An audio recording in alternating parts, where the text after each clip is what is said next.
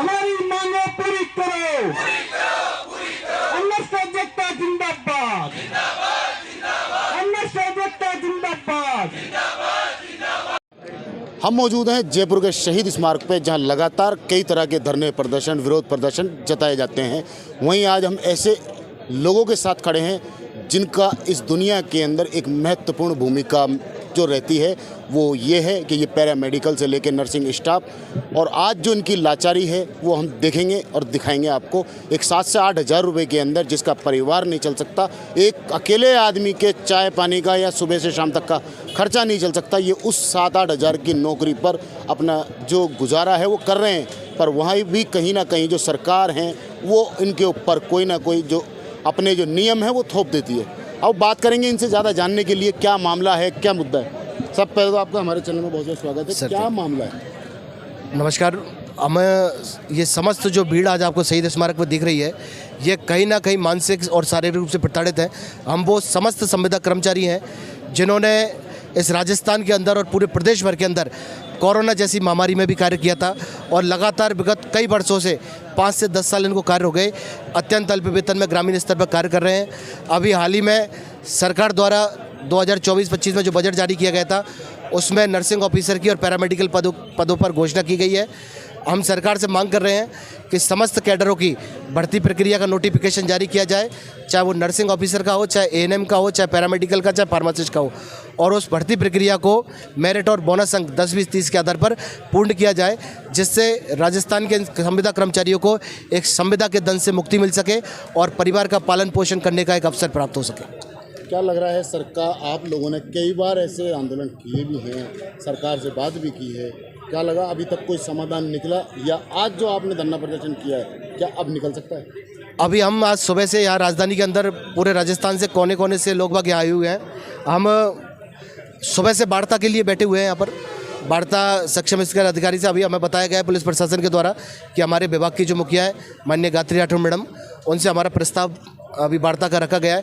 हम हमारा मजबूती से पक्ष रखेंगे।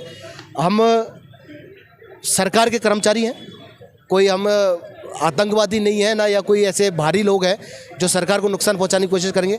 सरकार से गुजारिश कर सकते हैं, सरकार से प्रार्थना कर सकते हैं। हाँ, अगर मुख्यमंत्री जी को जिस तरह से छवि खराब करने की कोशिश कर रहे हैं, चिकित्सा मंत्री जी की जिस तरह से छवि खराब करने की कोशिश कर रहे हैं कि संविदा कर्मचारियों को दरकिनार करते हुए भर्ती नियमों में संशोधन कर दिया जाए, एक कमेटी बनाई गई है कोई अभी कि भाई बताइए किस तरह से भर्ती कर सकते हैं। तो अगर ऐसी गलती सरकार या प्रशासनिक अधिकारी करते हैं तो हम सड़कों पर उतरेंगे और राजधानी के अंदर जिस तरीके से सरकार और प्रशासनिक अधिकारी चाहते हैं उस तरीके से मुकाबला करने के लिए भी तैयार रहेंगे, क्योंकि हम बहुत सभी कोरोना योद्धा हैं जिन्होंने विश्व भर के अंदर और देश भर के अंदर और राजस्थान भर के अंदर कोरोना जैसी महामारी में कार्य किया था और कोरोना को जड़ से मिटा दिया था। तो हमारे हक के लिए और हमारे परिवार के लिए और हमारे भविष्य के लिए हम हर तरीके से लड़ने के लिए तैयार हैं। सरकार युवाओं की बात करती है, रोजगार देने की बात करती है, केंद्र में सरकार बीजेपी की है, राजस्थान में सरकार भजनलाल की है। क्या लगता है कि क्यों विफल हो रहे हैं ये लोग युवाओं को नौकरी के लिए?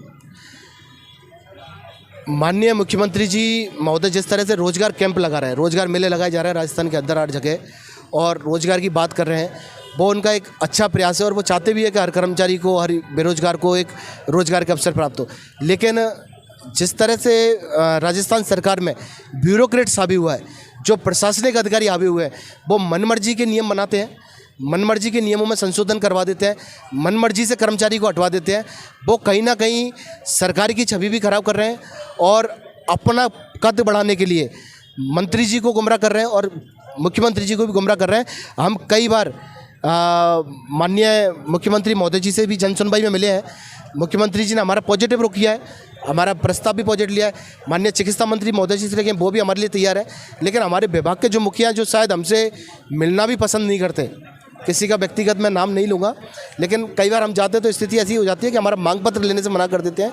तो ऐसे अधिकारियों के और ऐसे प्रशासनिक अधिकारियों के ऊपर भी मैं कार्रवाई की आप मीडिया के माध्यम से मांग करता हूँ कि जो मुख्यमंत्री और चिकित्सा मंत्री जी की छवि खराब कोशिश कर रहे हैं, और माननीय मंत्री महोदय जी से और मुख्यमंत्री जी महोदय जी से यह भी अपील है कि राजस्थान के कोने कोने से आया हुआ युवा आपको आज उम्मीदों भरी नज़रों से देख रहा है। राजस्थान के अंदर परिवर्तन हुआ है, आपके चेहरे के रूप में एक राजस्थान का जीर्णोद्धार हुआ है। तो हम भी आपसे गुजारिश करते हैं और उम्मीद रखते हैं कि जो 10 साल से संविदा कर्मचारी एक संविदा के दंश को झेल रहा है उसको आप उस दंश से मुक्त करेंगे।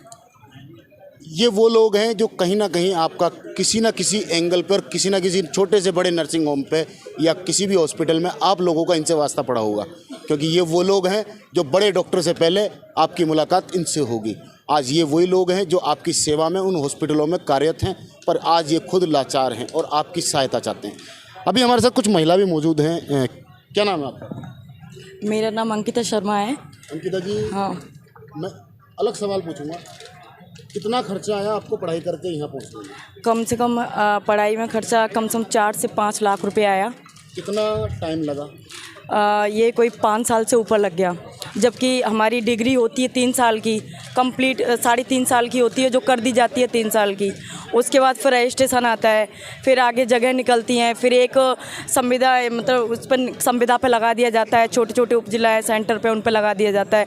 अपने हम देखते हैं तो वहाँ पे भी हमें लगाया तो वहाँ पे भी 6 से 7 हज़ार रुपये मिलते हैं, उसमें से टीए कट के हमें 6 हज़ार रुपये, 5.5 रुपये कुछ इतना ही मिलता है। कहने को वो 7 हज़ार सैलरी होती है। ये पढ़ाई तो आप लोगों ने बचपन से ही करना चालू किया, जब जाके आज इस मुकाम पे आए हैं। अब ये 7-8 हज़ार की सैलरी में क्या आप लोग खुश हैं? नहीं हूँ सर, क्योंकि इससे तो हमारे घर का खर्चा ही नहीं निकल रहा, रेंट ही नहीं निकलता सर। पर हम कैसे कैसे मैनेज करते हैं ये हमें मालूम है, क्योंकि सरकार ने जो भर्तियां निकाली हम तो उनके उम्मीद बैठे हैं कि सरकार हमारे लिए कुछ नया करेगी, कुछ सोचेगी। अभी 4,000 2024 में 4,000 की घोषणा की उन्होंने। सरकार आपसे बात करे और सरकार आपको ऑप्शन दे चुनने का कि आप लोग क्या चाहते हैं, स्पष्ट तरीके से ये बताया जाए, और क्या सैलरी होनी चाहिए, क्या नियम होने चाहिए, क्या बताओगे? सरकार से हम तो यही कहेंगे कि जो हमारी जो हम बोनस संघ पे जो भर्ती आती हुई है 2018-23 में भी आई है अभी सीफू की तरफ से, उसको तो जो बच्चे लगे हुए हैं, जो भाई बहन सब काम कर रहे हैं, वो 10, 20, 30 के अंक से हो परमानेंट भर्ती की जल्दी से नोटिफिकेशन जारी करे। सरकार से हम ये कहेंगे कि हमें एक अच्छा वेतन प्राप्त हो, जो कि हम अपना घर फैमिली चला सकें। सरकार से हम यही उम्मीद, और जो जगह उन्होंने 5,500 और 1,500 4,000 की घोषणा की है उसमें बढ़ोतरी करें और सबको एक नया जीवन दें। सरकार से बस मेरी यही मांग है। ये देख सकते हैं, हमने सवाल कुछ अलग लिया था, क्योंकि जब बचपन की पढ़ाई की शुरुआत होती है तो वो 2 से 3 साल के बच्चे की होती है, और पढ़ के जब माँ बाप पूरी उम्मीद लगाता है उस बच्चे से कि वो पढ़ लिख के हमारा सहयोग करेगा और वो एक कामयाब इंसान बनेगा, डॉक्टर बनेगा, वकील बनेगा, पर यहाँ आके एक वही युवा टूट जाता है। और एक बहुत बड़ी जो एक सर्वे है गवर्नमेंट का, उसमें एक युवा पीढ़ी जो है कहीं ना कहीं वो आत्महत्या का रास्ता चुनती है और बेरोजगारी की रोड पे जाती है। क्या सरकार को ऐसे मुद्दों पर कोई सख्त कदम उठाना नहीं चाहिए? क्योंकि ये मामला बड़ा गंभीर है, क्योंकि ये देश का वो युवा है जो इस देश को आगे ले जाने का काम करेगा। एक सवाल रहेगा, क्या लगता है सरकार आपकी बात मान सकती है? उम्मीद है, बेरोजगार हमेशा सरकारों से उम्मीद करती है, और निश्चित रूप से उम्मीद है कि जो हमारी जो बोनस और मेरिट के आधार पर जो मेडिकल फील्ड की, चाहे वो नर्सेज हो, फार्मासिस्ट हो, लैब टेक्नीशियन हो, रेडियोग्राफर हो, ईसीजी टेक्नीशियन हो, एनएम की भर्ती हो, सारी भर्ती हो जिस प्रकार से न्यूनतम 1965 के नियमों के अनुसार चलती आ रही, उन्हीं नियमों के अनुसार होगी। ये हमें उम्मीद है। सरकार हमारी सुनेगी, लेकिन हमें संघर्ष करना पड़ रहा है, ये हमें करना पड़ेगा। निश्चित रूप से सरकार इस हमारी उम्मीद पर खरा उतरेगी, ये उम्मीद। परिवार आपसे क्या चाहता है? परिवार हमें से आशा यही करता है कि कहीं ना कहीं गवर्नमेंट जॉब मिले इनको, और हमारे बच्चे जो हमारे घर वाले वो खुश हो हमसे ये चाहता है, क्योंकि 7,000 8,000 अल्प वेतन में काम करते हैं। बच्चे के लिए ट्यूशन के लिए, स्कूल की फ़ीस के लिए दर दर की डोकरे खाना पड़ता है, और उसके लिए परिवार नाराज़ होता है, परिवार से बार बार पैसे मांगते हैं तो बहुत ही शर्म आती है। बच्चों के सामने चेहरा नहीं दिखा सकते, टॉफ़ी तक के पैसे नहीं होते हैं। ये आप सुन रहे हैं, शायद आपको भी अजीब लगेगा, पर क्योंकि ये देश की वो युवा पीढ़ी है जो इस देश को बढ़ाने में और आगे ले जाने में काम करती है। अब कहीं ना कहीं जो दर्द है वो हम बताएंगे नहीं, वो आपको सुना रहे हैं, क्योंकि समस्या बहुत बड़ी है। इस देश की बहुत बड़ी एक जो जनसंख्या है वो युवाओं की है, और वो पढ़े लिखे युवा हैं जिन्होंने पूरी ज़िंदगी पढ़ाई करी।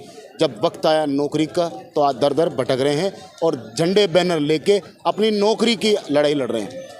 एक सवाल और चाहूँगा आपसे, क्या परिवार और आप इस 7-8 हज़ार 10 हज़ार की सैलरी में खुश हो? हम हमारी सैलरी भी परिवार वालों को बता नहीं सकते, रिश्तेदारों को बता नहीं सकते, क्योंकि हम बचपन से अभी पढ़ाई करके आए हैं। 15 लाख रुपए लग गए अब तक, स्कूल से लेके नर्सिंग तक। 4 साल नर्सिंग करी, उसके बाद में 7,900 में 400 किलोमीटर दूर नौकरी करता है। 400 किलोमीटर 30 दिन नौकरी करते हैं और हमारे को सैलरी मिलती है 7,900। उसमें से भी प्लेसमेंट एजेंसी वाले ठेकेदार आधे खा जाते हैं। और फिर हमारी जब भर्ती की मांग होती है तो सरकार उसमें लिखित और बोनस से कराने के लिए लिखित और बोनस से कराने के लिए विचार करती है। तो मैं सरकार से मांग यही करता हूँ, जो 2013, 2018, 2023 में जो भर्तियाँ हुई है उसी माध्यम से भर्तियाँ कराए, और जो अल्प वेतन में जो सुविधाकर्मी कार्य कर रहे हैं, सरकार के लिए ही कार्य कर रहे हैं, उनके परिवारों का और उनका भला करें।